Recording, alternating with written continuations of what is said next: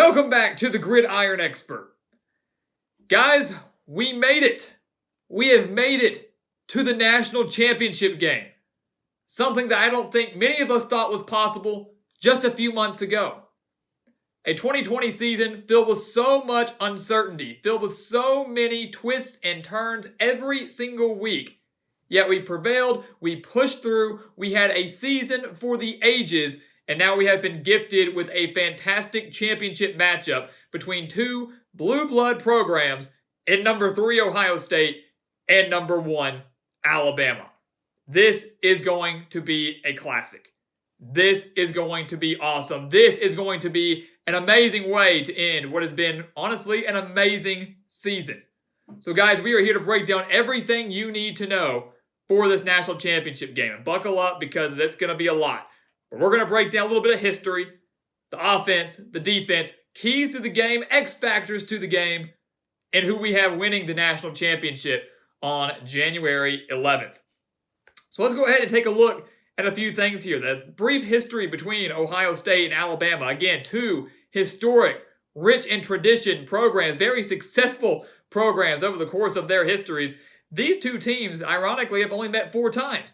Considering all the history and how great these two teams have been, they've only met 4 times. And of course, we all know the last time they met was back in the 2014 season, the first year of the college football playoff, and Ohio State, who was the number 4 seed that year, snuck into the playoffs that year, upset number 1 Alabama in the Sugar Bowl, and Ohio State ultimately went on to win the national championship over Marcus Mariota and Oregon. So that was the last time these two teams met. It's been a long time since then. You look at a little bit of playoff history across the board. Trends sometimes mean things to some and sometimes not to others, but this is the second year in a row we have had the number 1 team in the playoff face the number 3 team in the playoff in the national championship game. Last year, it was number 1 LSU and number 3 Clemson. Of course, now it is Alabama, Ohio State. LSU last year became the first and only number 1 seed to win the national championship.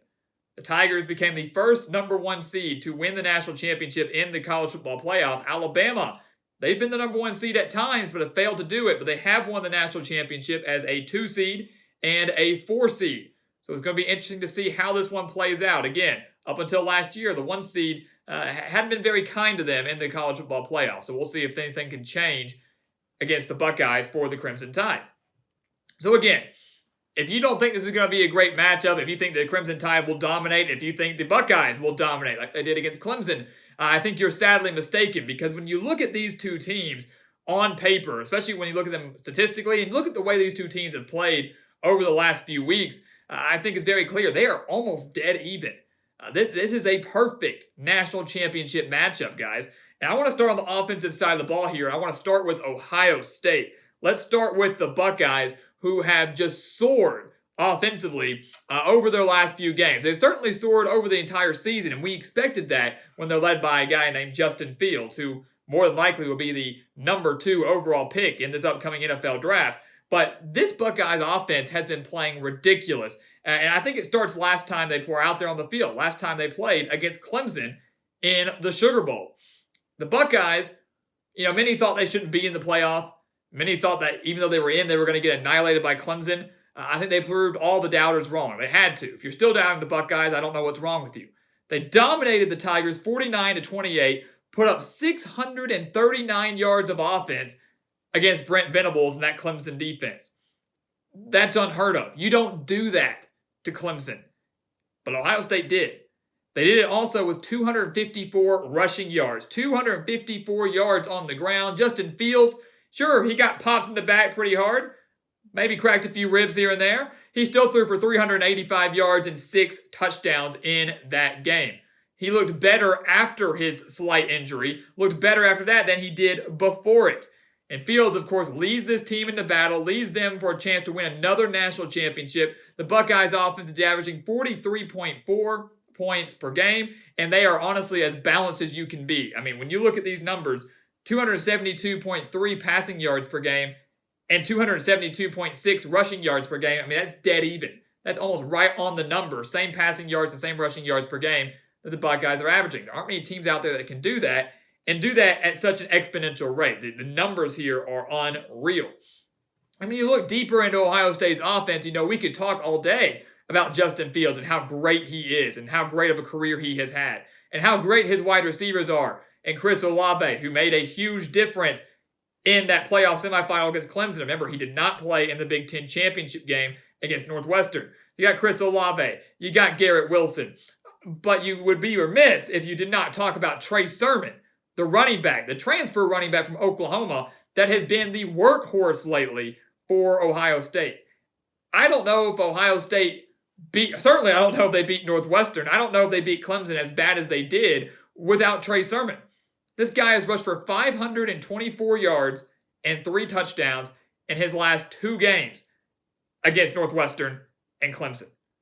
524 yards, 3 touchdowns in the last 2 games. He has 868 yards and 4 touchdowns overall on the year. Put that in perspective. And it just shows how hot Sermon has been getting. Credit to the Ohio State offensive line for that.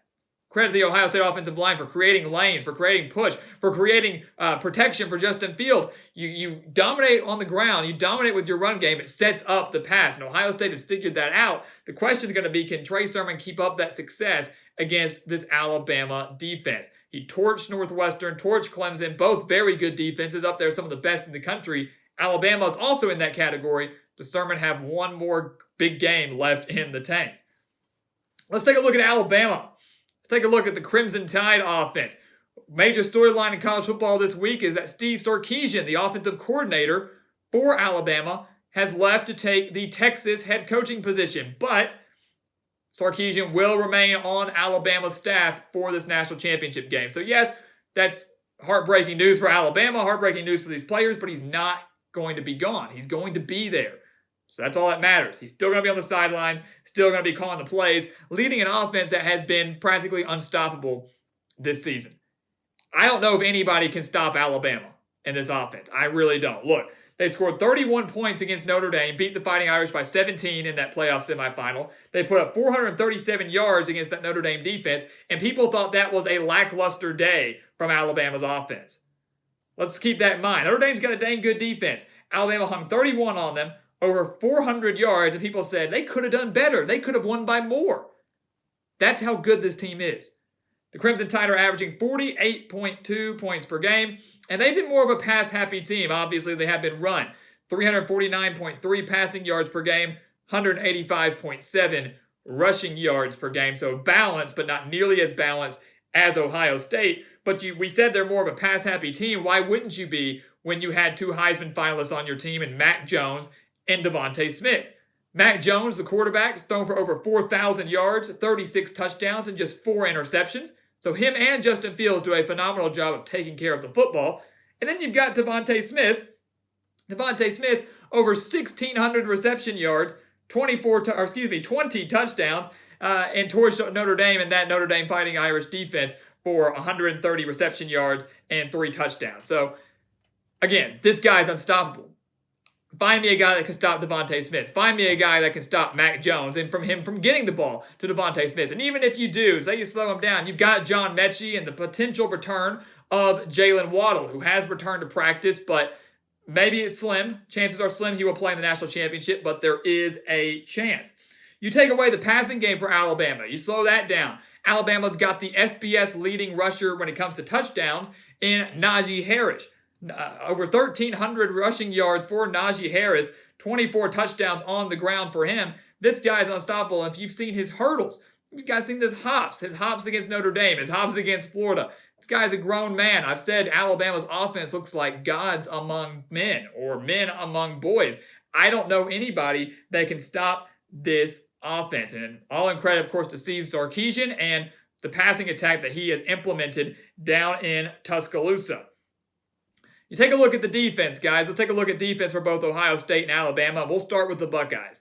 We'll start with the Buckeyes, who have the tall task of stopping this Alabama offense. Again, Notre Dame held Alabama to 31 points. That's a lot of points. And again, people thought that was a bad day from Alabama's offense. And you know they're going to be out looking to put a lot more on Ohio State, who did hold Clemson to just 28 points, which is well below the season average for Dabo Swinney's Tigers. Here's the thing, though. Here's the thing. Ohio State in that Sugar Bowl against Clemson allowed 400 yards to Trevor Lawrence. They allowed 400 yards to Trevor Lawrence, 444 yards overall. So again, they held Clemson to 44 rushing yards. You look at Ohio State, they're giving up 261.3 passing yards per game. I will touch on their rushing numbers in a minute because that's going to be a bright side. But we're looking at the negative first, and the tall task of stopping an Alabama team that loves to throw the football. Ohio State's given up over 260 passing yards per game, and the two quarterbacks they have faced that have been the two best quarterbacks they have faced, they've been torched against. 400 yards to Trevor Lawrence, 491 passing yards they allowed to Indiana when they were led by Michael Penix. So the two best quarterbacks they faced, they've allowed at least 400 passing yards. Did they win both of those games? Yes, they did. The defense played a major role in that. And look, a win's a win. Doesn't matter how you get it.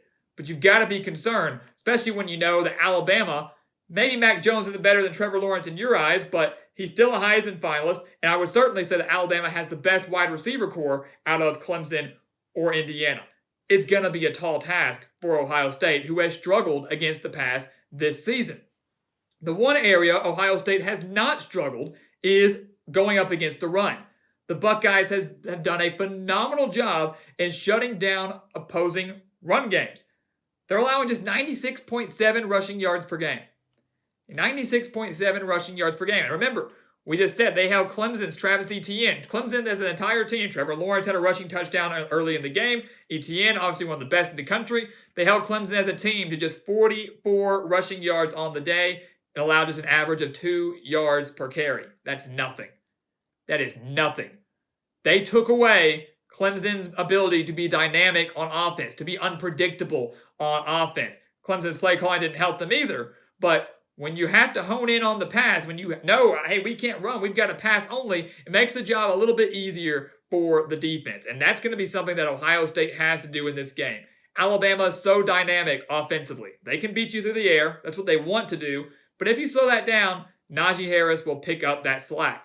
Ohio State's got to find a way to make Alabama one-dimensional, very similar to what they did against Clemson in that playoff semifinal. Take a look at Alabama. Take a look at the Crimson Tide's defense. Don't hate me for that. Look, Alabama, again, the culture that Nick Saban has instilled down in Tuscaloosa is nothing is perfect. You can play perfect, and you're not going to be perfect. Saban beat Notre Dame 31-14, allowed a late touchdown, which was important to some if you had Alabama against the spread, but had a late touchdown there that didn't matter. Garbage time touchdown. Alabama had the game under wraps. It was done. And Saban was pissed. Saban was angry that they only beat Notre Dame by 17 points. He was angry that they allowed that last touchdown. Moral of the story is Alabama's going to be pretty mad coming into this game. They're going to be looking for a better defensive performance, and I really don't know how much better you can get by holding the number 4 team in the country to just 14 points overall.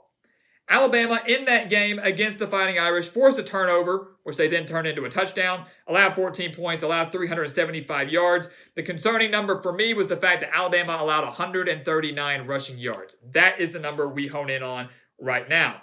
Alabama on the year is allowing an average of 107.6 rushing yards per game. Not a bad mark. Not a bad mark at all. So Ohio State and Alabama both have some of the stingiest rushing defenses in the country. But Trey Sermon, as we mentioned, he's got the hot hand. Alabama allowed 139 to Notre Dame. Kyron Williams for the Fighting Irish had a pretty decent day against the Crimson Tide. If they don't fix that rushing defense, if Trey Sermon can go for $150 in this game, tacking on whatever Justin Fields adds, that's going to be a problem for Alabama. And Ohio State's going to be looking really, really good. If Alabama cannot slow Trey Sermon down, then they're going to be in trouble. And this game could be a lot closer than some expect. Ohio State very well could come out with a win, which I know many are not expecting as of right now. So the key is which running game is going to break through. Both have very stingy run defenses. Ohio State played better against the run in their playoff semifinal game. Does Nick Saban make those adjustments going into the national championship? You look at the rest of Alabama's defense as a whole, though. Sure, again, 107.6 rushing yards per game. Less than 150 in a playoff game for many. They'd kill for that. Crimson Tide still have one of the best defenses in the country. They're allowing 19.5 points per game, 243.5 passing yards per game. The thing is, again, for Alabama, we look at the pros and cons for both Ohio State and the Crimson Tide here. You look at Alabama, this Ohio State offense is going to be the closest thing Alabama has seen, or the closest thing Alabama has seen to this Ohio State offense is their SEC championship matchup against Florida. Let's let that sink in. The closest thing that Alabama has seen to this Ohio State offense was the Florida offense.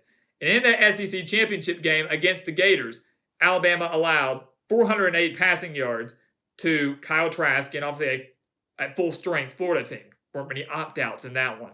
Alabama did have 2 interceptions in that game, though, that they then turned into 10 points. That's crucial in a 6-point victory. And say what you want, Alabama was in control of that game from the start. They were for, you could argue that. They scored first and they never trailed in the game. They were tied a few times. They were shut out in the third quarter. Florida made that a game. And Ohio State's defense is without a doubt better than Florida's. Their offense is up there with Florida's. I'm not saying they're better, but they're certainly up there, certainly more balanced. And I know that's something that Nick Saban has to be prepared for going into this game. We struggled, by his standards, against Florida in the SEC Championship. We could not stop their aerial attack. Ohio State's got a dominant aerial attack, and they've got a dang good running back right now. How do we prepare for that? How do we play better against Ohio State than we did against Florida in that championship game? So let's take a look at some keys here. Keys to the game for Alabama, keys to the game for Ohio State. One thing I want to look at for both before we break down one for each team is for both teams, they have to score points off of turnovers. And that sounds obvious. That sounds cliche, but it's not. Let's look at this a little bit deeper here. Someone is going to turn the ball over. I don't know who is going to be. Maybe it's Ohio State. Maybe it's Alabama. Maybe Fields or Jones, who take great care of the football. Maybe they make an errant throw interception. I don't know, but someone's going to turn the ball over in this game. And whoever is the team that gets that turnover, they've got to score off of it. Look at this. Alabama had 1 turnover against Notre Dame. They forced a turnover off the Fighting Irish. They scored 7 points off of that turnover. Was it a difference maker? Not really. Even if you take that away, it's 24-14. Alabama still wins. Ohio State, they forced 2 turnovers against Clemson. They got 0 points out of it. I know one of those was an interception. With about a minute and a half left, the game was out of reach. Ohio State could just knee it, get out of there with the win. I get that. But the one they had earlier, the fumble, set them up with pretty good field position. They failed to get any sort of points out of that. Ohio State has forced 18 turnovers this year. Alabama has forced 22 turnovers this year. A great reason for that is their secondary, Alabama's secondary, 12 interceptions in this 2020 season. Whoever wins the turnover battle has to get points off of it. The turnover battle is going to mean nothing to either of these teams if you don't get points, even if it's just 3, even if it's just a field goal. You have to take the gifts given to you and you have to convert off of them. And that's going to be a huge key for Alabama and Ohio State, both who have great defenses, both, even if you get an interception on the 50, you need about 15, 20 yards to line up for a field goal. Those defenses aren't going to make that easy. So points off of turnovers are going to be huge in this one, on top of just winning the turnover battle, period. Ohio State, what's their big key? I think it's relatively obvious for most people. It's stop Devonta Smith. You have to stop the best player in college football. And my question is, who's going to do that? Who are you going to put on Devonta Smith if you're Ryan Day? You're going to put Shaun Wade on there? Many consider Shaun Wade to be the best cornerback on Ohio State's team. Has 29 tackles and 2 interceptions this season. Shaun Wade got torched, murdered in that Sugar Bowl game against Clemson. He's getting that done by Clemson wide receivers. No disrespect to the Tigers. Got a solid wide receiver core. Imagine what Devonta Smith is going to do to him. Someone's got to step up and slow him down. Devonta Smith, he's a deep threat. He's a guy that can take a bubble screen and take it 80 yards to the house. He's difficult to take down in the open field. He's so fast and elusive. They have to find a way to slow him down. Take away Alabama's top weapon. You would do that for any team. Take away their top weapon, make them adapt, and find some other way to beat you. Alabama, what is their key? Kind of a joint key here. Stop Trey Sermon, who again is so hot right now, and keep Justin Fields in the pocket. Sermon, he's rushed over 500 yards in their last 2 games. We talked about that earlier. Torched Northwestern, torched Clemson as well. I think that was a bigger surprise to some. Alabama, again, they allowed 139 rushing yards to Notre Dame in that playoff semifinal. that's somewhat concerning. Nick Saban clearly not happy with that. And if Notre Dame is able to put up 139, imagine what Ohio State will be able to do. Easily could put up 150, maybe 175, if Alabama does not make the appropriate adjustments. The one thing the Crimson Tide have going for them, though, is the fact they have not allowed a 100-yard rusher since their third game of the year against Ole Miss. They won that game 63-48. That was when Alabama's defense was shaky. After that game, as we've mentioned, they turned a corner, have been one of the best in the country since then. So they have not allowed a 100-yard rusher in their last 9 games. If they keep that streak continuing, if they keep that going, make it 10 games after this national championship, Alabama wins, no doubt. If you hold Trey to under 100 rushing yards, Alabama will win this game. That's a huge key for them. The second one is keeping Fields in the pocket. He can beat you with his arm. He can beat you with his through the air, no doubt about it. Remember, Chris Olave, Garrett Wilson, Sermon, maybe Master Teague out of the backfield. He's got plenty of weapons. And his deep ball against Clemson was amazing. One of the best I've ever seen, especially when he was somewhat injured, taking lick after lick after lick. Keep him in the pocket, though. Don't let him extend the plays with his feet. Don't let him pick up crucial third downs with his legs. That's the bigger key here. Ohio State is 50% on third down this year. They're converting 50% of their third down. So, again, that's half. You know, it's one way or another. They may get it, they may not. I mean, that's not a super encouraging number, but it's better than some other teams that are 40, 35%. Ohio State's been pretty good on third downs this year. Alabama has to make sure their defense gets off the field. That's something Clemson couldn't do. 3rd and 9, 3rd and 11. Clemson was allowing Ohio State to pick up those first downs and to continue their drives. If Alabama does that, Ohio State will win this game. So that is the key for the Buckeyes. That is the key for the Crimson Tide. And of course, the key for both is converting off of turnovers when they come to you, because they will. Even if it's just one, it will happen. So what is going to happen in this national championship, guys? What is going to happen again between two blue blood programs? Number 3, Ohio State. Number 1, Alabama. 2 great coaches, 2 great quarterbacks, great offenses. I mean, again, with the year that we have had, with so much uncertainty, with so much, debate and so much controversy, left and right, whatever you want to call it, this is the game we all deserve. This is the way to go out on a high with a game like this. One that I genuinely think will be an instant classic, one that I think will be amazing, one that I think we'll be talking about for a long time. This game has the potential to come down to the final play just like it did back in that playoff semifinal matchup in 2014 or January 1st of 2015. Alabama had a last-ditch Hail Mary effort, fell incomplete. Ohio State went to the national championship. This game had the chance to be just like that.